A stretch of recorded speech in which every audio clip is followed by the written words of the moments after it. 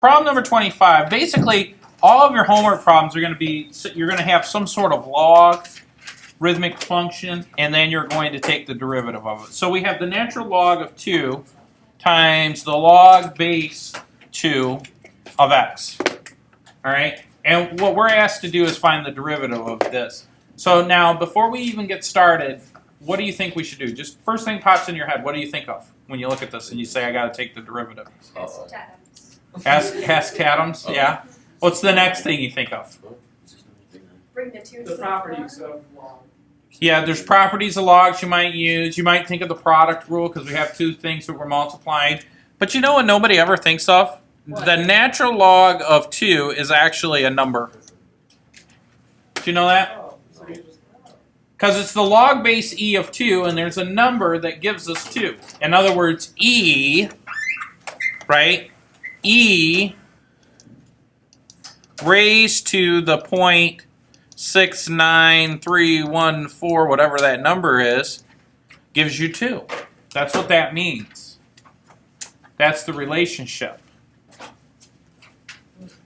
So when we see the natural log of 2, that's really a number. So when we take the derivative of something, in other words, if I say dy dx, what do we do with constants? In other words, this is a constant, it doesn't change. And when we take the derivative of a constant, we always just toss it to the front, right? So we're just going to toss that to the front and leave it there. So then really the only thing I need to worry about taking the derivative of something is this log base 2 of x. Now that's a plug and chug formula. Whenever I want to take the derivative of something, if I say the derivative of, and I believe that's on page 175, when I want to take the derivative of log base a of u, it's supposed to be a u, the derivative of that is 1 over u, the natural log of the base, which is a, then you tack on the derivative du dx.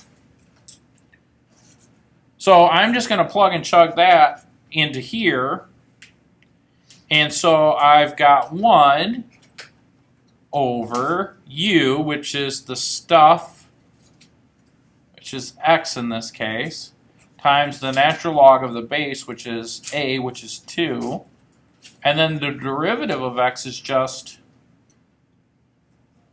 1.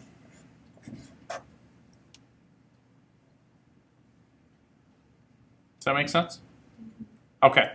So now, here's an interesting thing.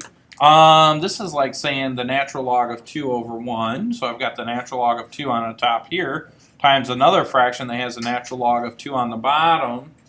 What do those two do? They cancel off. And so what I'm really left with is I have dy dx is equal to 1 over x, right?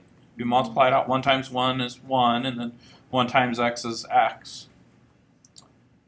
And so that's it.